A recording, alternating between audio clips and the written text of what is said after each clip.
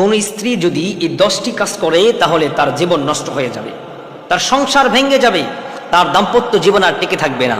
প্রিয় বোন, গভীর মনোযোগ দিয়ে ঠান্ডা মাথায় কথাগুলো শুনুন। ডিভোর্স হওয়ার পরে আপনি 15টা দিন আপনি আপনার বাবার বাড়ি থেকে দেখুন, আপনার জীবনের বিন্দু পরিমাণ কোনো মূল্য নাই, কোনো দাম নাই।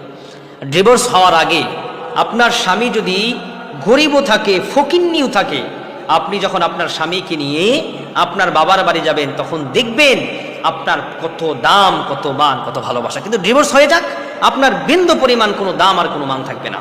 এজন্য প্রিয় বোন, আপনাকে বলছি ঠান্ডা মাথায় আমার কথাগুলো শুনুন এবং ব্রেনে নোট করে মেমোরিতে ঢুকে আনেন। নাম্বার 1 হচ্ছে, স্বামীর সাথে তুই তুকারি যখন করবেন তখন স্বামী আপনার প্রতি ভালোবাসা হারিয়ে ফেলবে।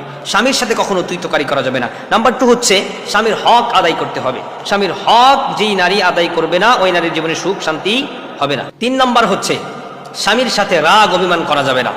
4 নাম্বার হচ্ছে, স্বামীর কথা না শোনা। স্বামীর কথা বেশি বেশি শুনতে হবে। স্বামী যেটা বলছে হালাল হলে সেটা মানুন, আর হারাম হলে স্বামীকে আস্তে আস্তে বুঝিয়ে যান। 5 নাম্বার, স্বামীর সাথে কখনো উচ্চস্বরে কথা বলবেন না। 6 নাম্বার, স্বামীকে না বলে বাসার বাহিরে কখনো যাবেন না। যদি বাসার বাইরে স্বামীকে না বলে যান তাহলে আপনার জীবন ধ্বংস হয়ে যাবে। 7 নাম্বার, স্বামীর ইচ্ছার বিরুদ্ধে কোনো কাজ করবেন না। 8 নাম্বার, আপনার স্বামীর সামনে অন্যের স্বামীর প্রশংসা করবেন না। আপনার স্বামীর সামনে অন্যের স্বামী প্রশংসা করবেন না। অমুকের স্বামী অমুককে এটা দিয়েছে, ওটা দিয়েছে, এই করেছে, সেই করেছে, এই কথাটা কখনো বলবেন না।